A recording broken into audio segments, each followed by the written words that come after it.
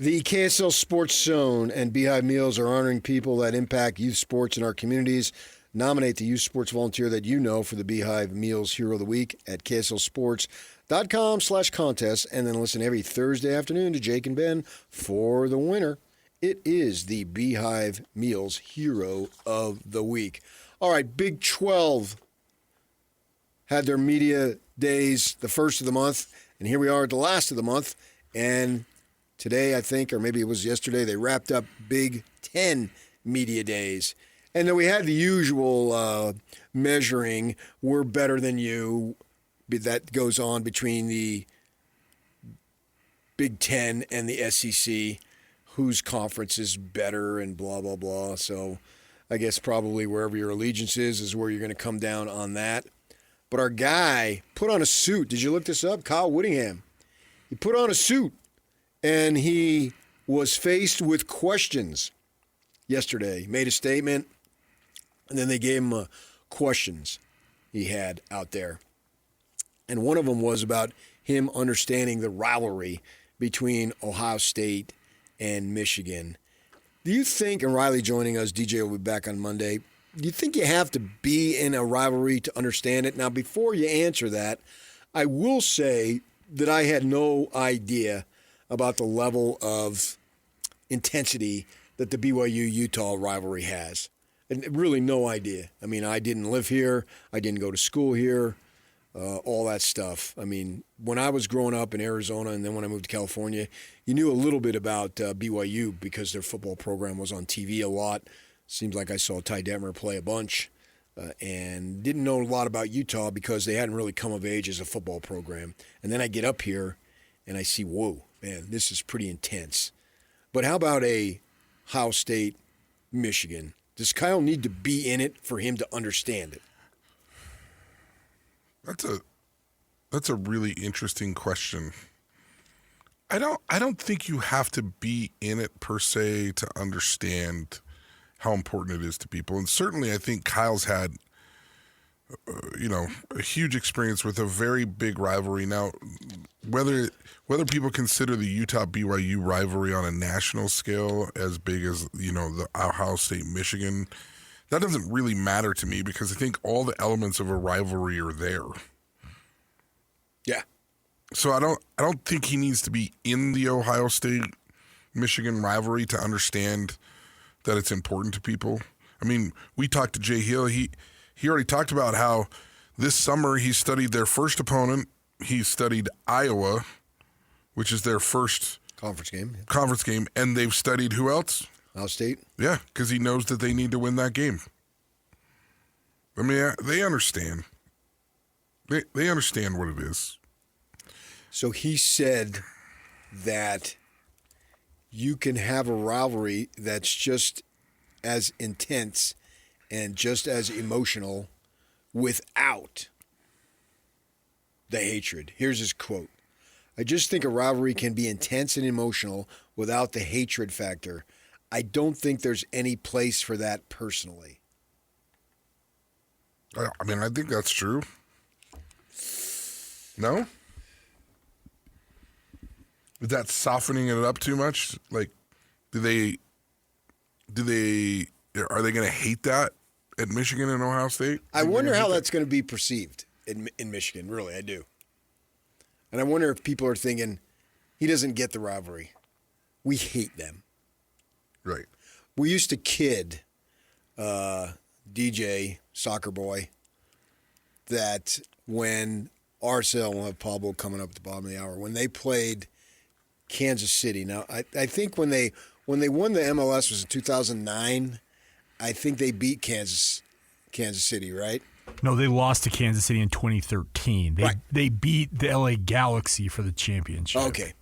Oh, yeah, so the one they lost to was in 13 with Kansas that goalkeeper City. who looked like 150 years old. Yeah. Yeah. In right. Kansas City against Sporting Kansas City. Okay. And so that developed a rivalry. And so the in-house people for RSL or whoever decided it, they would pump up when they'd play them here, and it would start out and we would joke, we hate them, they hate us, right?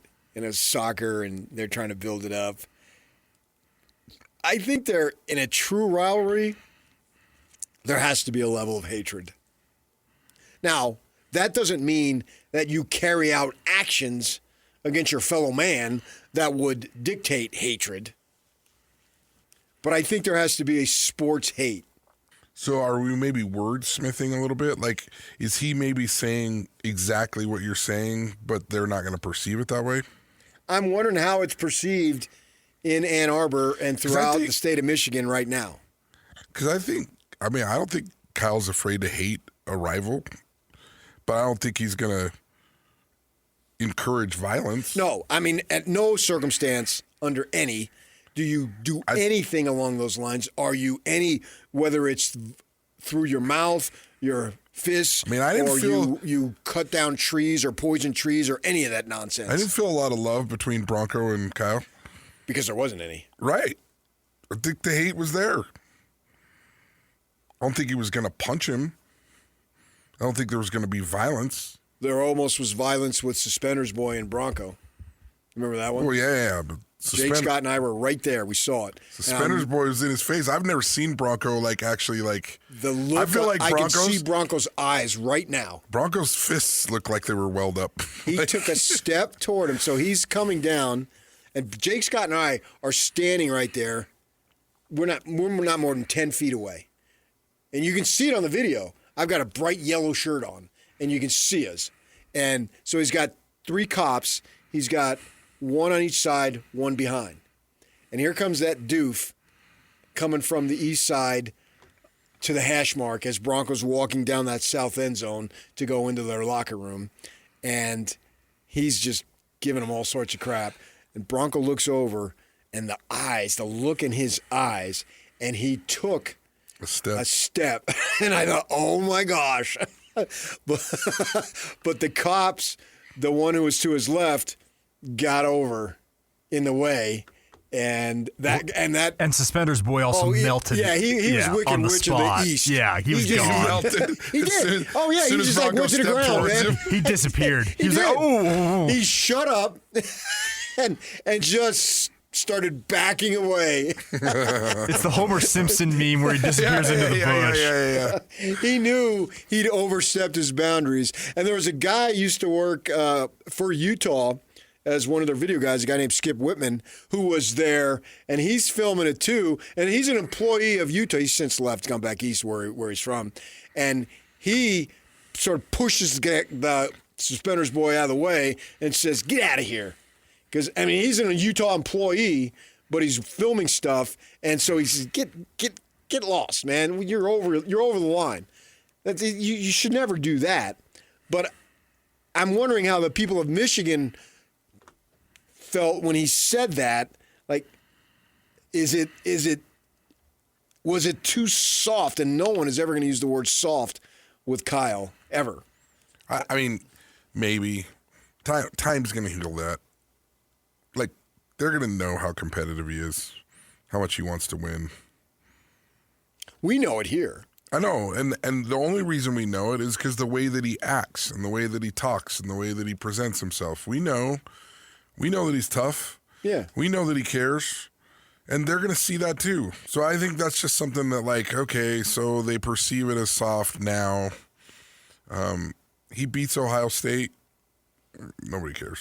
That's true, but if he doesn't, and Ohio State is supposed to have all that in a bag of chips this year, is what they're saying. Everybody wins the freaking preseason. And Michigan, are they in a little bit of a rebuild?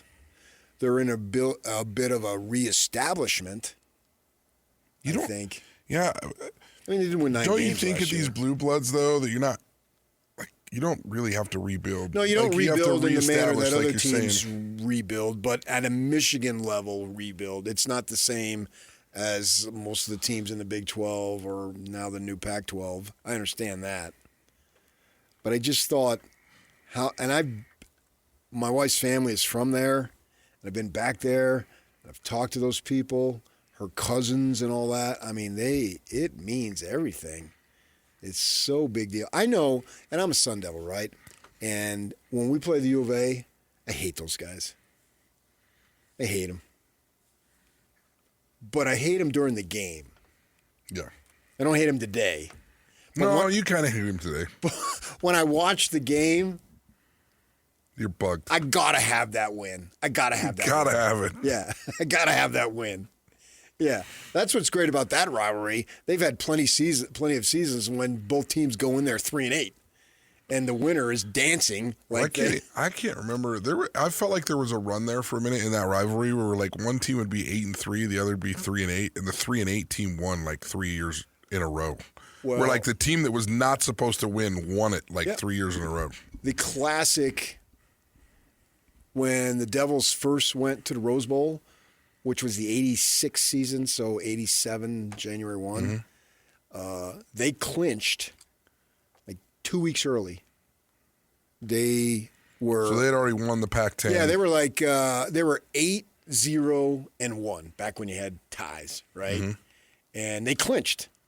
Yeah. But then they still had 2 games left. And they played the U of A. They lost 1 game that year. Guess who it was? Oh, man. Of course it was Arizona. Yeah. So Arizona gets to go, yeah, you might have got Yeah. Oh, man, that's the worst. Yeah. It's what happened to Utah. Now, they lost more than 1 game, but the year they went to the Rose Bowl. They lost to BYU. Yeah. It's no fun. The first year they went to the Rose Bowl, I should say. Right. Yeah.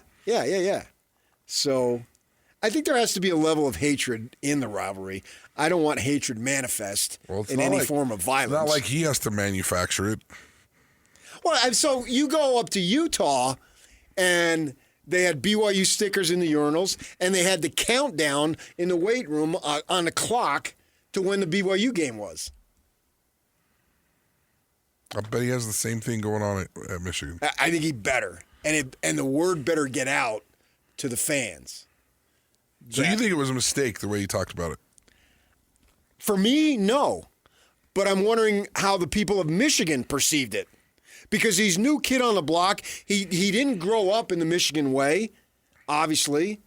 He was 2,000 miles away, all that stuff. Yeah, I wonder how they perceive it. Yeah. For me, I get what he's saying because I know the man. I've seen him compete on the golf course with me. I've seen it.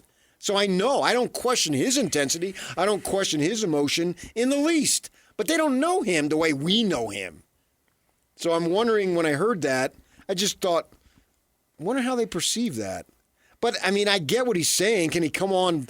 He hasn't even coached a game. Oh, I hate them suckers. I mean, and his buddy's Urban over here, who's Joe Ohio State. So it's going to be interesting to see. Yeah.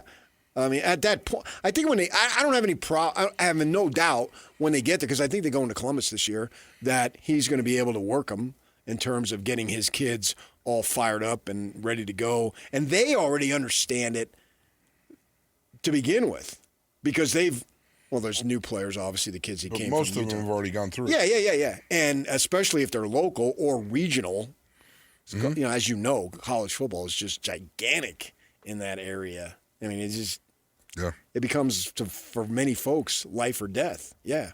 And I hate Ohio State. I want him to kick the crap out of them. I think the Big 10 days are funny because they take lots of shots at the SEC. Right, they got to go back and forth. Signetti was going after him. I know, right? And I saw some SEC people saying he needs to get humbled so bad. Yeah. And he's like, right. Yeah, bring it. They want to they go back and forth about who's better, who's the best conference, blah blah blah.